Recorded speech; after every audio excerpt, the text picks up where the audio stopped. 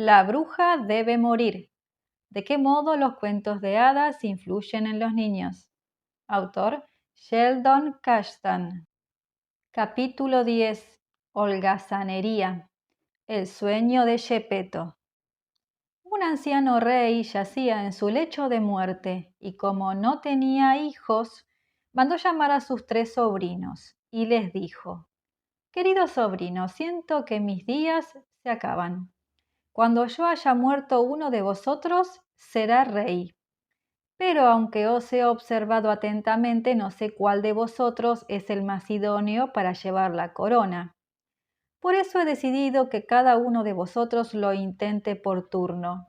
El mayor será el primer rey, y si reina con acierto, todo el mundo estará contento y feliz. Si fracasa, el segundo tomará su puesto, y si éste fracasa, el más pequeño lo reemplazará. De esta manera sabréis quién es el más adecuado para gobernar. Los 3 jóvenes dieron las gracias a su tío y cada uno declaró que lo haría lo mejor posible. Poco después el anciano rey murió y fue enterrado con gran pompa y ceremonia. Cuando el mayor fue coronado, hubo gran júbilo en todo el reino. «Es estupendo ser rey», exclamó el nuevo rey con gran alegría. «Ahora puedo divertirme y hacer lo que me plazca. Nadie me lo impedirá. Puedo levantarme de la cama a la hora que quiera. ¿Quién se atreverá a reprochármelo si yo soy el rey?»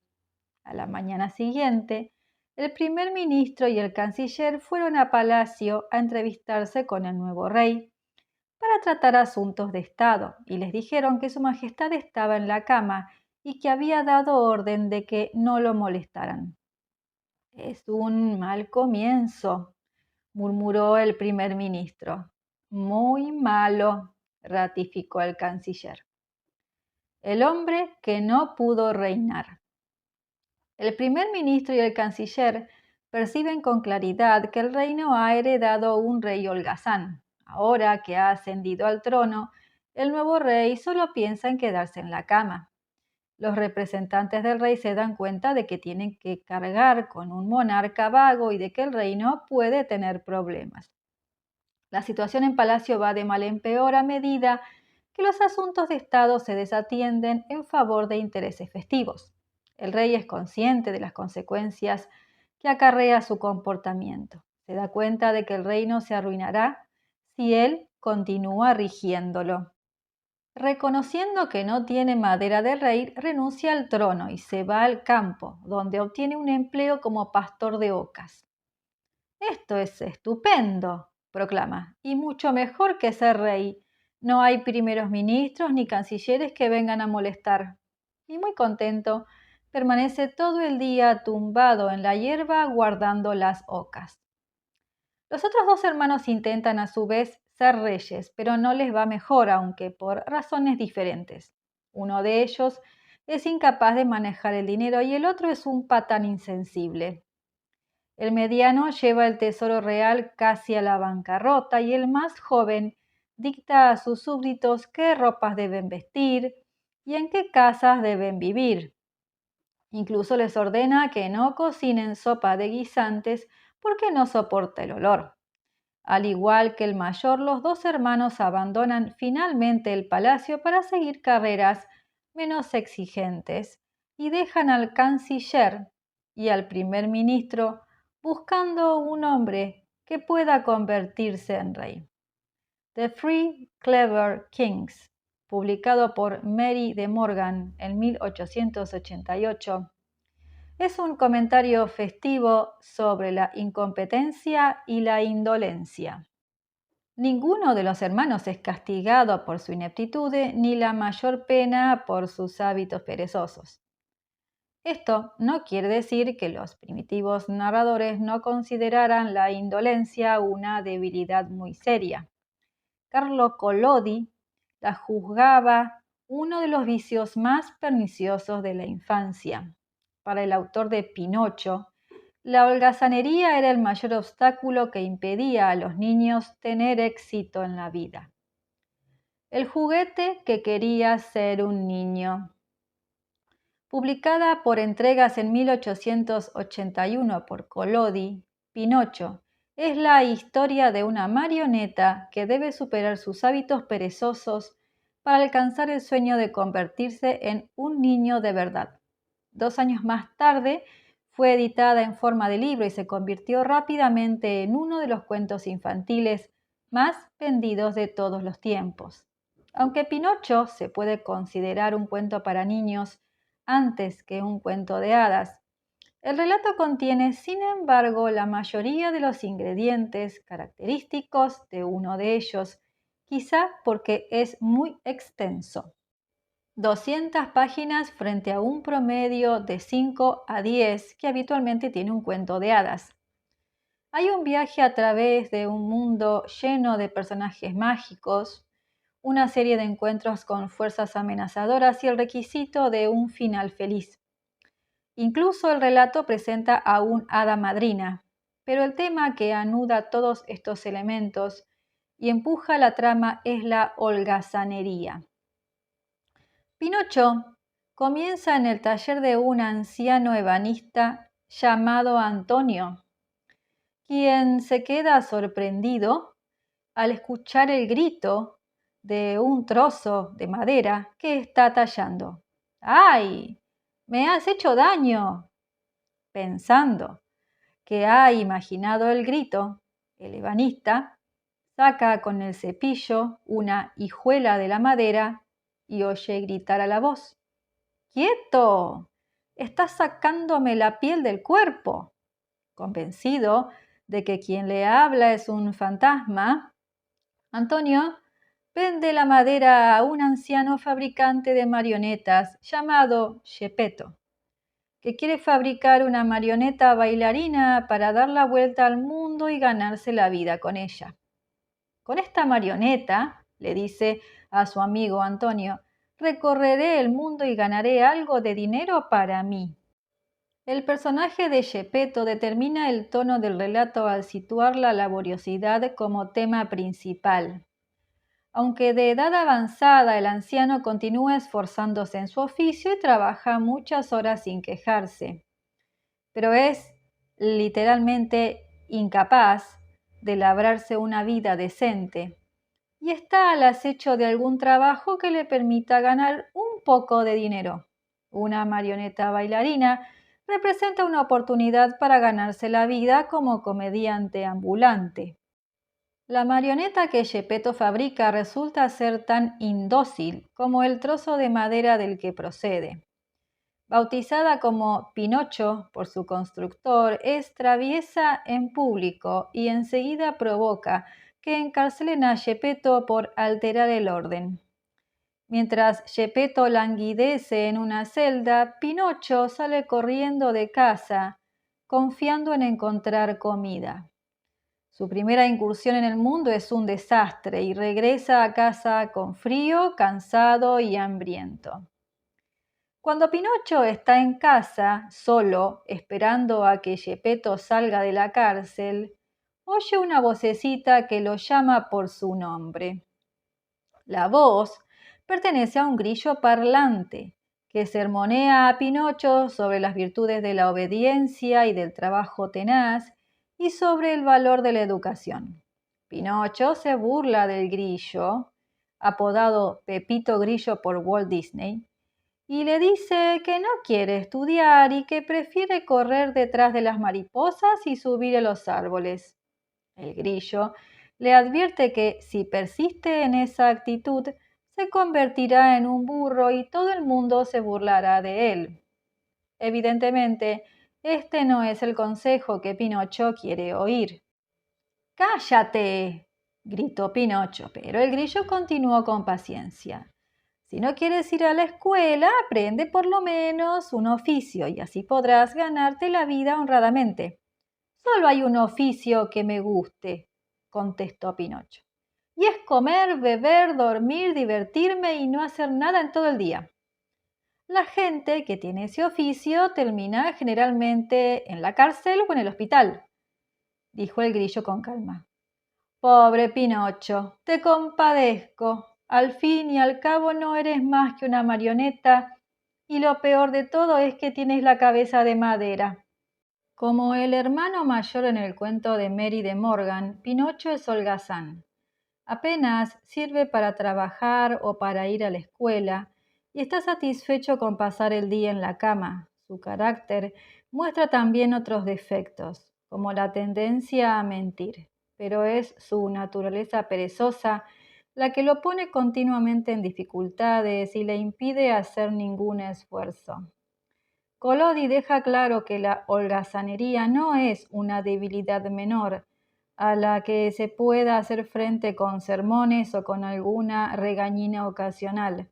Es un defecto psicológico serio que engendra dolencias mentales y una conducta infame. El Grillo afirma con claridad que los niños holgazanes no solo terminan siendo unos burros, sino que se arriesgan a convertirse en criminales o en enfermos mentales. La holgazanería en los niños es mucho más que un asunto individual, alcanza al mismo corazón de la sociedad. Antes de la revolución industrial, los padres dependían de los hijos para llevar a cabo los trabajos agrícolas y las faenas del hogar. Cuando el trabajo se desplazó del campo a la fábrica, los niños fueron enviados a trabajar fuera del hogar para completar los exiguos salarios de los padres. Trabajando muchas horas, los pequeños contribuyeron significativamente al bienestar económico del país, aunque con frecuencia fueron explotados. Incluso hoy, en muchos países se considera a los niños mano de obra barata. Sin embargo, si los niños trabajan todo el día en una fábrica, carecen del tiempo y de la energía necesarios para recibir instrucción. Con la aprobación de las leyes sobre el trabajo infantil, las naciones industrializadas de Occidente reconocieron que la educación debe ser prioritaria en la vida de los niños y que el trabajo de los pequeños es el estudio. Hoy día se incita a los niños a que se apliquen en la escuela y asciendan en la escala educativa hasta donde les sea posible. Tanto si interfiere con la producción de bienes como si impide obtener la adecuada instrucción, la holgazanería es un lastre. Por eso es comprensible que los temas que se refieren al trabajo tenaz fueran presentados de modo destacado en la literatura infantil y que los cuentos de hadas que pregonan las recompensas al trabajo constante llegaran a ser una parte significativa del repertorio de los narradores.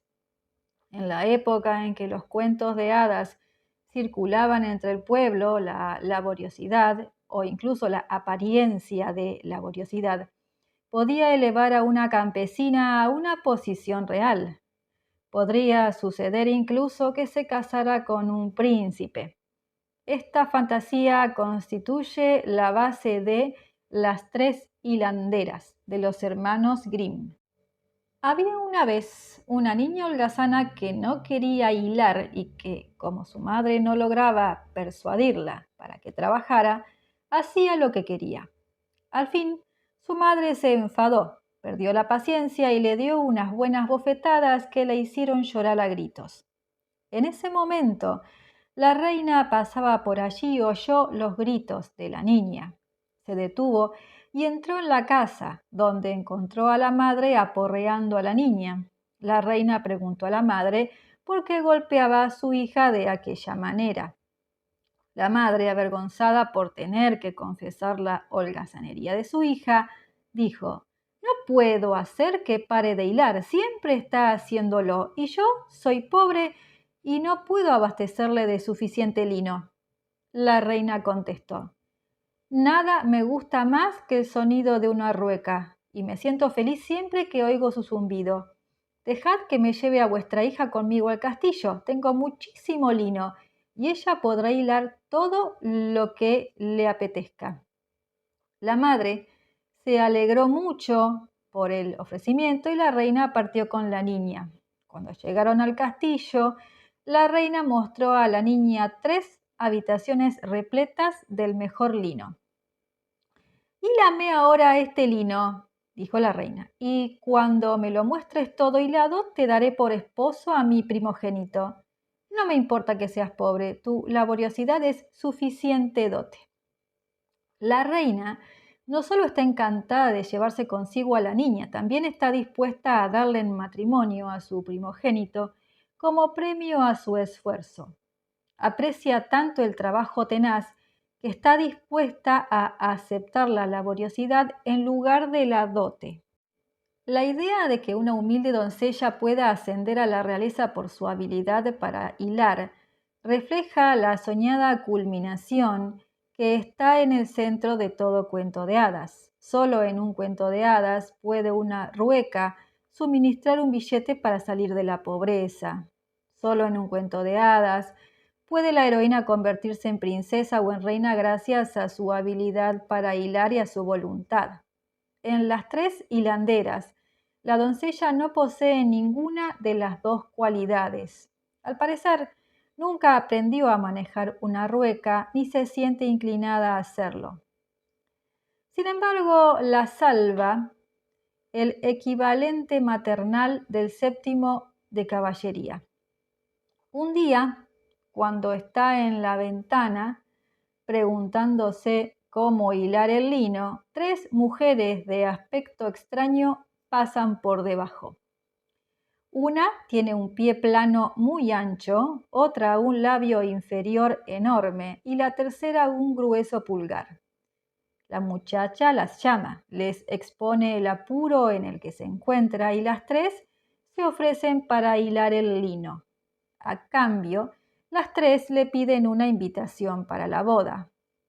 ¿Nos invitarás a tu boda y no te avergonzarás de nosotras?, preguntan. La muchacha responde, estaré encantada. Las tres hilanderas son símbolos maternales, pero de una clase especial. Representan el lado laborioso de la heroína, una parte de ella que está por desarrollarse. Manifestación tripartita de la buena madre, aparecen en un momento adverso a la doncella, a quien aseguran el puesto en la jerarquía real, ofreciéndose a hilar el lino. Como todas las madres, las tres piden muy poco a cambio, solo una invitación de boda. ¿Qué mayor alegría para una madre, aunque sea tripartita, que ver a su hija casarse con un auténtico príncipe? Las tres hilanderas llevan a cabo el hilado para la doncella. La primera impulsa el pedal que hace girar la rueda. La segunda humedece la hebra y la tercera la retuerce. Cuando han acabado, la muchacha lleva a la reina a la habitación y le enseña el resultado, después de asegurarse de que las hilanderas no están a la vista. La reina queda encantada y dispone lo necesario para la boda. Antes de que se envíen las invitaciones, la muchacha pide un favor al príncipe y a su futura suegra. Tengo tres primas, dijo la muchacha, y como han sido muy buenas conmigo, no querría olvidarme de ellas en el día más feliz de mi vida. ¿Puedo invitarlas a la boda? No hay razón para que no lo hagas, dijeron la reina y el novio. De modo que cuando comenzó la fiesta, las tres hilanderas aparecieron vestidas de extraña guisa y la novia dijo, queridas primas, sed bienvenidas. ¡Oh!, exclamó el novio, ¿cómo has llegado a tener unas parientes tan terriblemente feas? Se acercó entonces a la primera hilandera y dijo, ¿cómo es que tiene un pie plano tan grande? De pedalear, dijo ella, de pedalear. Se acercó entonces a la segunda y dijo, ¿cómo es que le cuelga un labio tan grande? De humedecer, contestó ella, de humedecer. Entonces preguntó a la tercera, ¿cómo es que tiene un dedo pulgar tan grueso? De retorcer la hebra, contestó ella, de retorcer la hebra. El novio dijo entonces que en adelante su bella novia nunca tocaría una rueca, y de este modo ella se libró del fastidioso hilado. Hilar es en efecto fastidioso. La princesa se libra de tener que hilar en el futuro porque pertenece a la realeza, pero queda claro que su buena fortuna se debe a la intervención de las tres hilanderas. Como componentes del yo de la heroína, las tres comunican a los pequeños lectores que en ellos late también un potencial para el trabajo duro, cuyo cultivo puede ser recompensado. En los cuentos de hadas, hilar es una metáfora habitual de la laboriosidad porque era una actividad que contribuía al sostenimiento económico de la comunidad. El historiador de los cuentos de hadas, Jack Sipes, señala que antes de la revolución industrial, la hilanza era una ocupación indispensable de las mujeres y se la consideraba una medida de su capital. Una mujer no solo podía ganarse la vida como hilandera, también conseguir más fácilmente un marido si sabía hilar. El término spinster, utilizado hoy día en un sentido peyorativo, tenía en los primeros tiempos una connotación positiva. Designaba a una mujer que se ganaba el sustento mediante sus habilidades hiladoras. Como los cuentos de hadas eran con frecuencia hilados por mujeres que trabajaban codo con codo en hilanderías comunales, no sorprende que la hilanza se convirtiera en representación de un recurso por medio del cual las jóvenes podían mejorar su suerte en la vida. Aunque en El enano saltarín los problemas de la hija provienen de la inconcebible fanfarronada de su padre, ella no puede, sin embargo, llegar a ser reina, si no es capaz de hilar, en ese caso paja. De igual modo, la doncella de las tres hilanderas no puede elevarse al rango de princesa si no produce hilo. Al personificar el lado trabajador del yo, las tres hilanderas inducen la idea de que el trabajo intensifica el desenvolvimiento personal. Aunque durante los siglos XIX y XX las ruecas fueron sustituidas progresivamente por máquinas, permanecieron sin embargo como símbolos de la laboriosidad y de la autonomía individuales. En los años 20, Mahatma Gandhi pensaba que un programa nacional de hilanza podría liberar a India del dominio colonial británico. Mediante el esfuerzo de hacer autosuficiente a India en la manufactura vestimentaria, Gandhi confiaba en romper el vínculo entre India y Gran Bretaña y al mismo tiempo proporcionar dignidad al trabajador indio. El oficio de la hilanza estuvo tan considerado que la imagen de una rueca formó parte de la bandera del Partido Indio de la Independencia. Pinocho no tiene nada que ver con los asuntos políticos, tampoco tiene una rueca con la que ayudarse, aunque si la tuviera es improbable que se esforzara en aprender a usarla. Esquivando cualquier cosa que parezca trabajo, la indolente marioneta desoye el consejo del grillo y por segunda vez abandona la casa en busca de comida. Regresa de nuevo con las manos vacías y encuentra esperándolo a Gepetto, que ha sido liberado de la cárcel. Aliviado por encontrar intacta a la pequeña marioneta, el anciano da de comer a Pinocho y lo acuesta. Al día siguiente, Gepetto vende su abrigo para comprar un libro a Pinocho y mandarlo a la escuela. Así tendrá, según ha decidido, una educación apropiada. Pero Pinocho no llega a la escuela. Le salen al paso una zorra tramposa y un gato aparentemente ciego que lo seducen con promesas de fama y riqueza. Los dos charlatanes lo venden a un propietario de marionetas bautizado como Stromboli en la película, que incorpora a Pinocho a su compañía de marionetas, lo cual señala el comienzo de un viaje que conduce a la pequeña figura de madera a través de una serie de aventuras angustiosas. En una de estas aventuras, Pinocho viaja a una isla que Collodi llama la tierra de las industriosas abejas. Allí Pinocho observa a gente que transporta con energía carretas de carbón y cubos de agua. Cada uno tiene asignada una tarea específica y cada uno se aplica en hacer su parte. Pero eso no impresiona a la pequeña marioneta. Contemplando la escena que tiene delante, dice: este país no es para mí. Yo no he nacido para trabajar. Una vez más, el relato insiste en el defecto principal de la marioneta, la desgana de trabajar. Cuando un minero ofrece dinero a Pinocho por ayudarle a empujar una carreta llena de carbón, la marioneta rehúsa hacerlo. No me hicieron mulo, no he empujado una carreta en toda mi vida, le dice al hombre. Pinocho rechaza todas las oportunidades que se le presentan de abandonar sus perezosas costumbres. Sale la madre buena. Pinocho hace lo que le da la gana y repetidamente tiene problemas a causa de su hábito perezoso. Sin embargo, siempre lo socorre el Hada Azul, un personaje mágico que se materializa en los momentos críticos para salvar a Pinocho de sí mismo.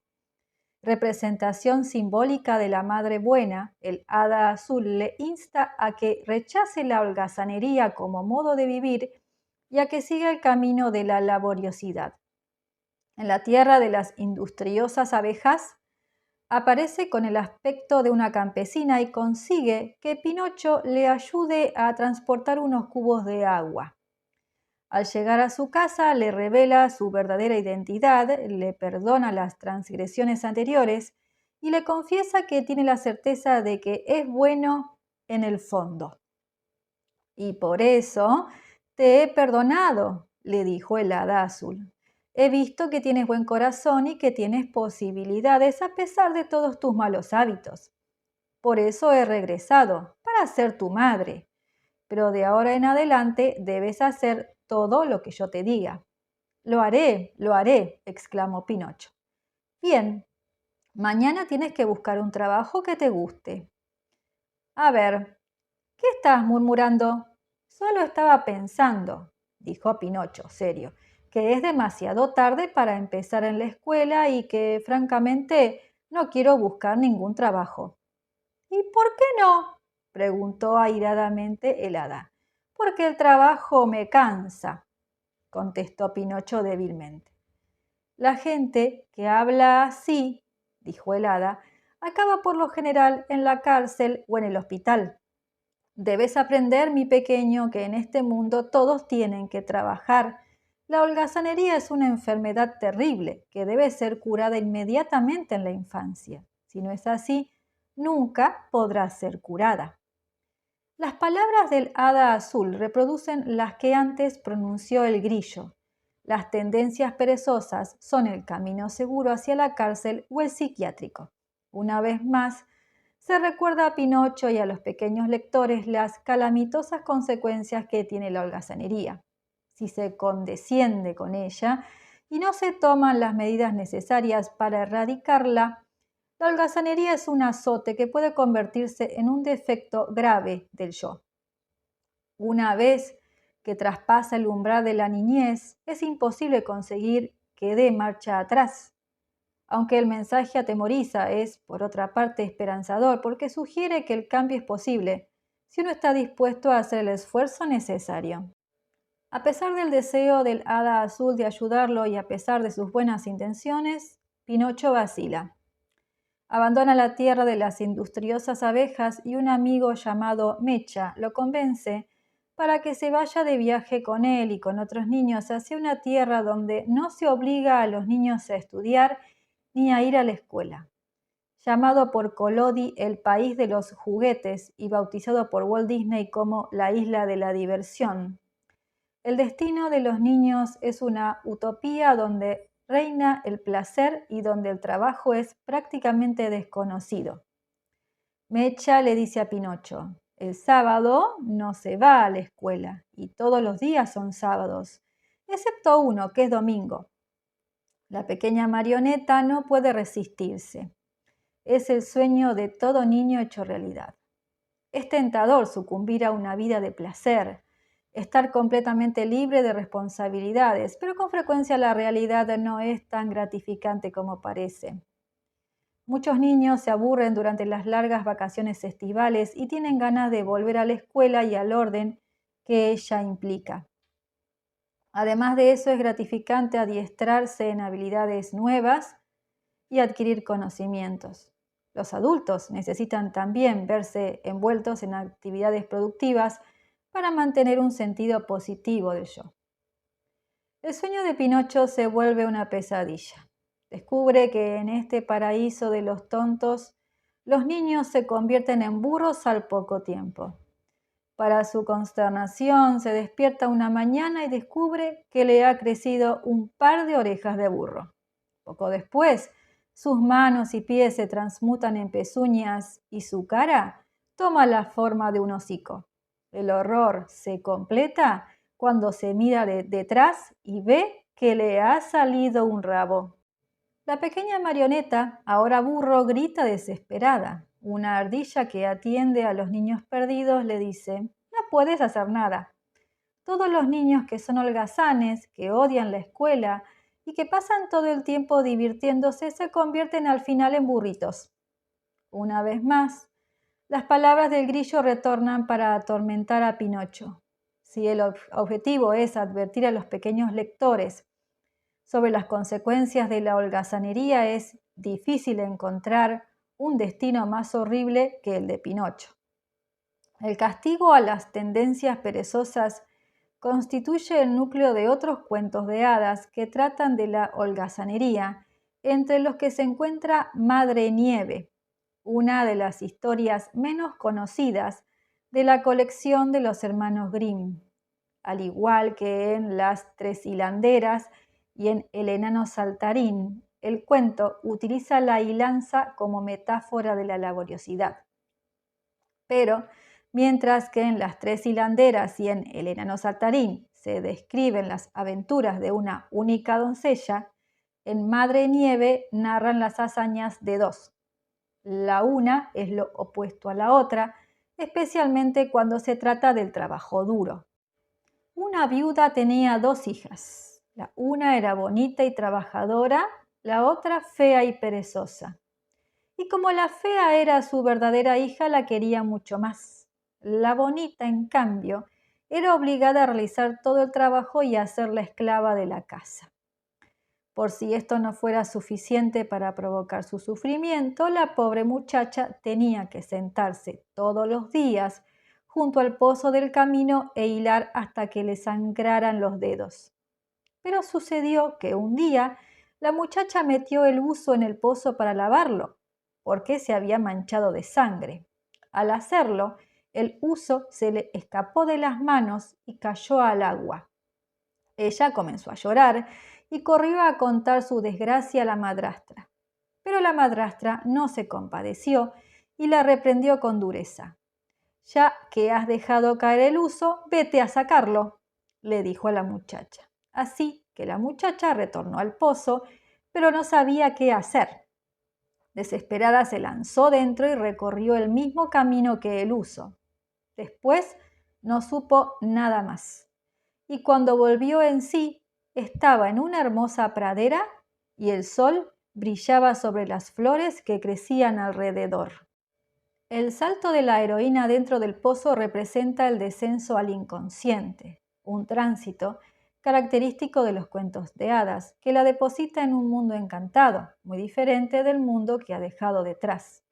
Las flores y la brillante luz del sol contrastan con la opresiva existencia que representa sentarse junto al pozo del camino e hilar hasta que le sangren las manos. Pero aunque se ha desembarazado temporalmente de su ambiente anterior, está asustada y no sabe a dónde dirigirse.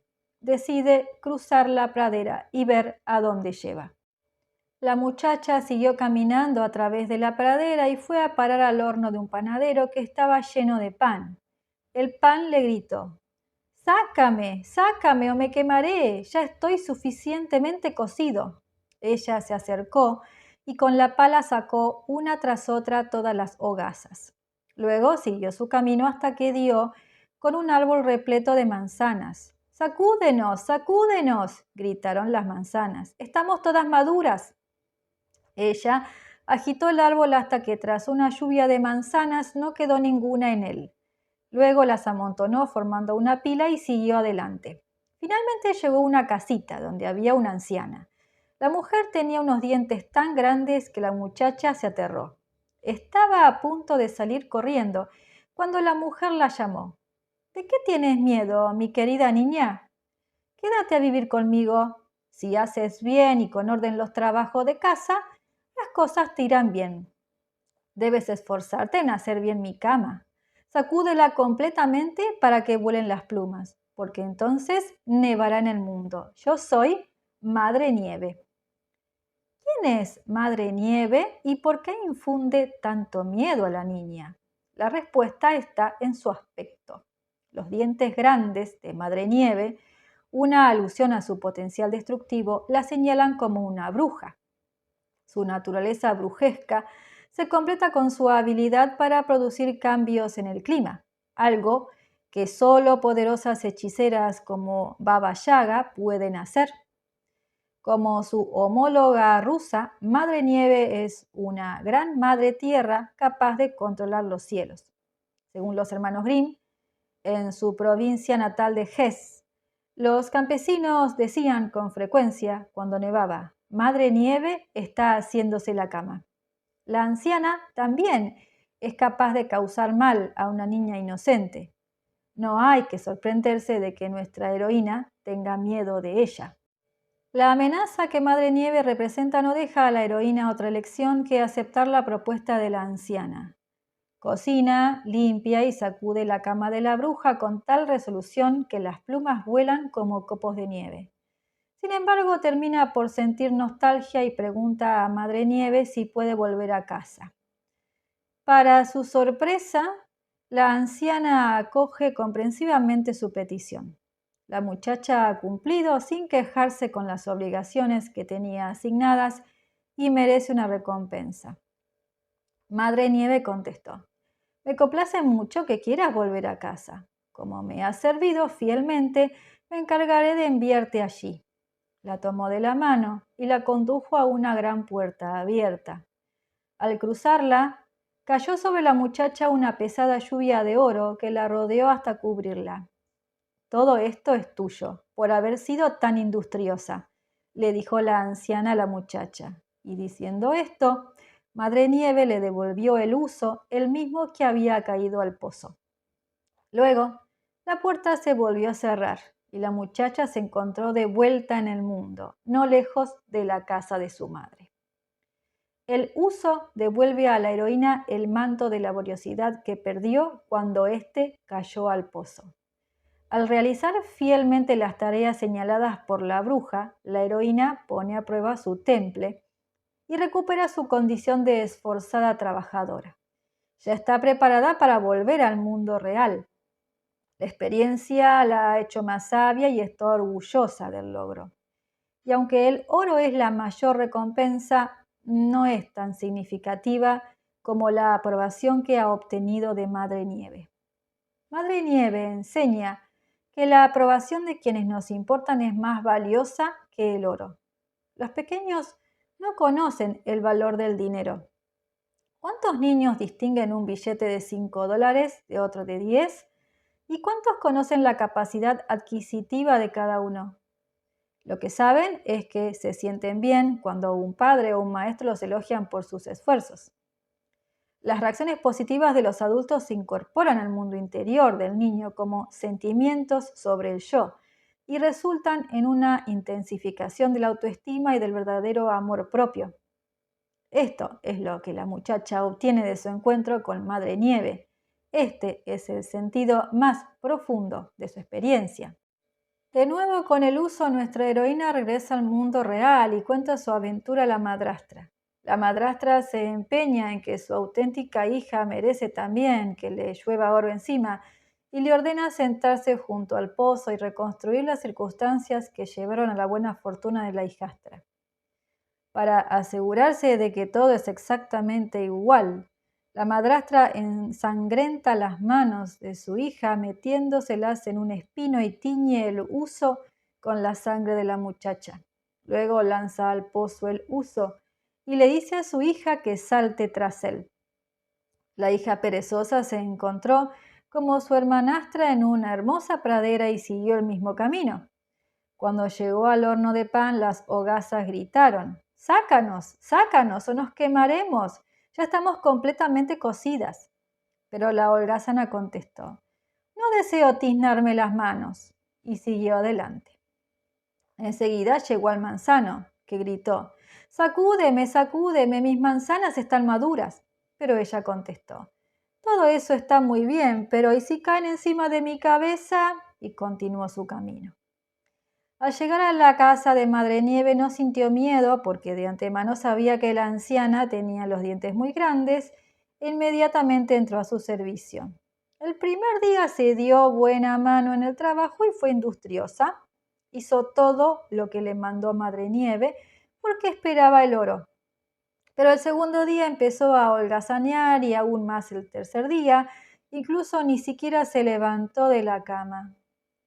Madre Nieve se cansó pronto de ella y le avisó de que tenía que marcharse, lo cual alegró mucho a la holgazana porque pensó que se acercaba la lluvia de oro.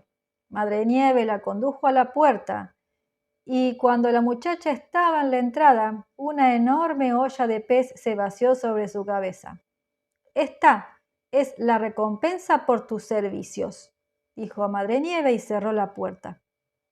La muchacha perezosa llegó a casa enteramente cubierta de pez, y la pez permaneció tan firmemente adherida a ella que nunca, en todos sus años de vida, pudo quitársela de encima. Al recompensar con oro a la hermana industriosa y castigar con pez a la perezosa, Madre Nieve muestra gráficamente las consecuencias de la holgazanería. Estar cubierto de pez los días que te quedan es tan devastador como tener que pasar el resto de la vida como un burro. Al igual que Pinocho es castigado por sus hábitos holgazanes, la hermana indolente es castigada por los suyos. Pero la muchacha tiene al menos a su madre para que cuide de ella. Pinocho está solo y además lejos de casa. El camino de salvación. La estancia de Pinocho, ya transformado en burro, en el país de los juguetes toca a su fin. El hombre que gobierna la diabólica granja de animales vende a Pinocho a un circo, donde lo colocan en una cuadra y lo someten a palizas brutales. Cada noche lo sacan del establo y le obligan a realizar complicados trucos delante de la audiencia. En una ocasión, percibe al hada azul en la tribuna. Esta presencia, testimonio de la naturaleza incansable de la dedicación maternal, transmite a los pequeños lectores la idea de que, por mal que estén o hayan estado, siempre hay una esperanza. Una noche, durante su actuación, Pinocho tropieza y se hiere al pasar por el aro. «Un burro lisiado no me sirve para nada», se queja el dueño del circo. «En un circo no tiene ninguna utilidad un animal que no puede actuar». Al día siguiente, el dueño del circo lleva a Pinocho al mercado y lo vende a un hombre de aspecto siniestro. Pinocho se alarma al enterarse de que su nuevo dueño piensa ahogarlo y utilizar su piel para hacer un tambor. El hombre ata una enorme piedra al cuello de Pinocho y lo arroja al mar. Por fortuna, Pinocho se las arregla para sobrevivir. Cuando está bajo el agua, milagrosamente, se transforma de nuevo en una marioneta de madera y sube a la superficie. Mientras flota en el agua, Pinocho divisa en un acantilado lejano al hada azul, disfrazada de cabra de pelo azul. Pero antes de que pueda alcanzar la orilla, se enfrenta a otro desafío. Una monstruosa criatura marina, denominada Atila de los peces por Collodi, amenaza con devorarlo. Pinocho trata de escapar de ella, pero el monstruo se lo traga entero y termina en el estómago. En el interior del enorme pez, bautizado como la ballena monstruo por Disney, descubre a un Gepetto demacrado y débil, a punto de morir. Único superviviente de un barco que se tragó el monstruo marino, Gepetto ha estado viviendo en el estómago del animal desde que se separó de Pinocho. El anciano queda a la vez asombrado y muy contento de encontrar vivo a su desaparecido hijo. Los dos se abrazan y después se las arreglan para escapar de la tripa del pez y volver a casa. A salvo en un territorio familiar, Pinocho encuentra trabajo en una granja y cuida de Geppetto hasta que se recupera. Durante los 5 meses siguientes, Pinocho se levantó a las 5 de la mañana para bombear agua del pozo a cambio de comida. Y eso no era todo. También aprendió a hacer cestas que vendía en el mercado local. Con el dinero que conseguía, pudo cuidar de su padre. Y como Geppetto estaba aún demasiado débil para andar mucho, le construyó una silla de ruedas y así pudo sacarlo a tomar el aire en los días claros. La esencia del cuento de Colodia aparece en este pasaje. La salvación de Pinocho llega a través del trabajo. Bombea agua, hace cestas y construye una silla de ruedas para su padre adoptivo, con la que puede sacarlo a pasear. Incluso se levanta a las 5 de la mañana para asegurarse de que lo hará todo. La parte buena del yo de Pinocho ha predominado y ahora gobierna su conducta. El lado positivo, representado simbólicamente por el hada azul y su embajador insectil, el grillo, ha vencido a las tendencias negativas que antes dominaban su vida. La marioneta renuncia de una vez por todas a sus hábitos holgazanes y se convierte en un buen hijo, un niño industrioso, dispuesto a trabajar tenazmente para sostener a quienes él cuida y a quienes cuidan de él. Pero la historia no ha terminado. Aunque Pinocho ha renunciado a sus antiguos hábitos, todavía es una marioneta. Su sueño de convertirse en un verdadero niño tiene que cumplirse todavía. Una noche cae exhausto en la cama y sueña con el hada azul. En el sueño, el hada lo besa y le dice: «Bien hecho, Pinocho. Como has sido tan bueno, te perdono todas las cosas malas que has hecho en el pasado. Trata de comportarte así en el futuro y serás siempre feliz». Cuando Pinocho despierta, se maravilla de verse convertido en un niño de verdad. Se viste y corre muy excitado a ver a Geppetto, quien ha experimentado también una transformación mágica. Pinocho encontró a Geppetto tan bien y tan joven como cuando comenzó con el oficio de tallador. El relato termina en una nota jubilosa cuando los dos juntan las manos y se regocijan. El sueño más entrañable de cada uno de ellos se ha hecho realidad. Pinocho se ha convertido en un ser humano. El hada azul contempla cómo su perdulario ahijado abandona los viejos hábitos y Geppetto hereda un hijo. El bueno, el malo y el bosque. Pero, ¿quién es la bruja de la historia? ¿Es el hombre que gobierna el país de los juguetes y que por un puñado de monedas entrega a Pinocho al dueño del circo? ¿Es el dueño del circo que azota a Pinocho y lo vende cuando ya no realiza trucos? ¿O es el siniestro fabricante de tambores que trata de ahogar a Pinocho? Desde luego, cada uno de ellos es malvado por derecho propio. Pero por otro lado, ninguno de estos personajes es una bruja en el verdadero sentido de la palabra.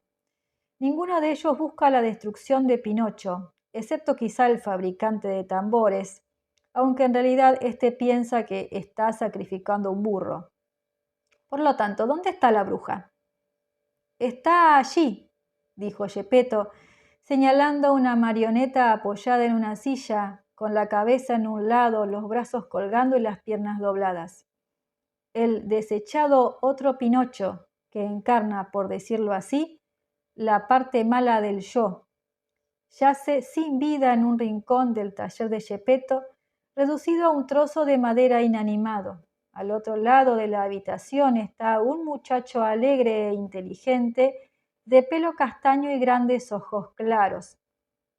El Pinocho desechado, aunque no es una bruja en el sentido convencional de la palabra, personifica no obstante todo lo malo que hay en la historia. Es holgazán, desleal e incorregible. Collodi resuelve el destino de la marioneta quitándole la vida y destruyéndola del mismo modo que se destruye a las brujas en los cuentos de hadas tradicionales. Al eliminar al viejo Pinocho, Collodi extirpa la holgazanería y deja sitio a un Pinocho con todas las cualidades que uno espera encontrar en los niños virtuosos: interés por los padres, obediencia y, lo más importante, inclinación al trabajo. Carlo Collodi estuvo comprometido con pasión con la reforma de la enseñanza. Fue un escritor de talento y un narrador original que publicó artículos profesionales sobre educación infantil y luchó por la reforma de las escuelas. Para Collodi, la holgazanería es un rasgo peligroso que debe ser erradicado por los efectos nocivos que tiene sobre la educación. A menos que se tomen medidas para eliminarlo precozmente, impedirá que los niños aprovechen la escuela y lleven una vida útil. No se puede esperar que la holgazanería desaparezca por sí sola. Se debe dar los pasos adecuados para extirparla. Por consiguiente, Collodi elimina a la marioneta y la sustituye por una creación nueva: un muchacho alegre e inteligente, de pelo castaño y grandes ojos claros. No hay absolutamente ningún parecido físico entre el viejo Pinocho y el nuevo Pinocho. Por otro lado, en la interpretación de Disney, Pinocho se transforma en una versión reciclada de su anterior yo. El nuevo Pinocho sigue siendo una marioneta, pero difiere de su predecesora solamente en que sus codos y rodillas carecen de charnelas. Pero la diferencia más importante entre el Pinocho de Collodi y el de Disney no reside en el destino de la marioneta, sino en el hecho de que la película no concede prácticamente ninguna importancia psicológica a la holgazanería. En ella, Pinocho termina en la isla de la diversión no porque sea perezoso, sino porque es desobediente y egoísta. Una vez en la isla, sus amigos y él fuman, chapotean y se pelean entre sí para matar el tiempo. Incluso hay unos soportales donde se les permite dar rienda suelta a sus impulsos destructivos. Para Disney, el defecto más importante de la marioneta es la inclinación a contar mentiras, un defecto del carácter que se manifiesta gráficamente por el crecimiento de la nariz. Esa es la escena de la película que recuerda a la mayoría de la gente, aunque solo ocupa un par de párrafos en un libro de más de 200 páginas, en el que, sin embargo, se alude a la holgazanería casi en cada una de ellas. No está clara la razón por la que Disney alteró la historia de Collodi hasta el punto de hacer desaparecer de ella la holgazanería como motor psicológico. Quizás sintió que en 1940, cuando se hizo la película, no era ya una preocupación acuciante. Las leyes sobre el trabajo infantil hacía años que estaban vigentes en Estados Unidos y no se contaba con que los niños trabajasen. Disney pudo haber sentido que mentir, fumar y la destrucción de la propiedad eran pecados más reprobables, que merecían una mayor atención. Cualquiera que fuese la razón, la holgazanería desapareció prácticamente de la historia en el paso de la página impresa a la pantalla. Sin embargo, la holgazanería continúa siendo una preocupación tanto para los niños como para los padres. Confiamos en que los niños realicen faenas domésticas y nos enfadamos cuando ellos eluden sus responsabilidades. Padres y maestros admitimos que la holgazanería puede plantear un problema serio cuando afecta al trabajo escolar. Preocupaciones todas que se reflejan en las familiares coplas infantiles de la Madre Oca, que hablan del niño a quien le resulta difícil levantarse por las mañanas. Un colegial de las 10 de la mañana. ¿Qué te trae tan temprano? Solías llegar a las 10, pero ahora llegas al mediodía. Las coplas de guardería recuerdan que la inclinación a la pereza puede acarrear problemas, pero no combaten la holgazanería de la misma manera que lo hacen los cuentos de hadas. Historias sobre una niña recubierta de pez por mostrarse holgazana y sobre un niño que se convierte en burro por el mismo motivo constituyen una presentación de la holgazanería tan poderosa que no se puede alcanzar mediante conferencias, reprimendas o coplas de guardería. Los padres que buscan el modo de iniciar a los niños en los temas relacionados con la holgazanería harían bien en leer a sus hijos historias como Las Tres Hilanderas, Madre Nieve o la versión original de Pinocho. Esto no quiere decir que la versión cinematográfica de Pinocho y la de los libros de cuentos a los que la película dio origen no tengan ningún valor positivo. Hay mucho que decir sobre la utilidad de las imágenes para adoptar una actitud firme frente al tabaco, la destrucción de la propiedad y contar mentiras. Sin embargo, es necesario entender que la versión de Pinocho que hizo Disney tiene poco que ver con la holgazanería y que, por tanto, no es de gran valor psicológico cuando se trata de conflictos relacionados con la pereza. A pesar de sus diferencias, la película de Disney y el original de Collodi comparten una característica muy importante. Ambas son historias de transformación. Las dos versiones defienden la idea de que es posible cambiar y de que para hacerlo no importa cuántas veces hayas pecado antes, ni lo grandes que sean tus defectos. Es un mensaje alentador, tanto para los pequeños como para los mayores. Un mensaje que se funda en la conclusión feliz del viaje del cuento de hadas. Para unos, el camino lleva al país de los juguetes. Para otros, a la tierra de Oz.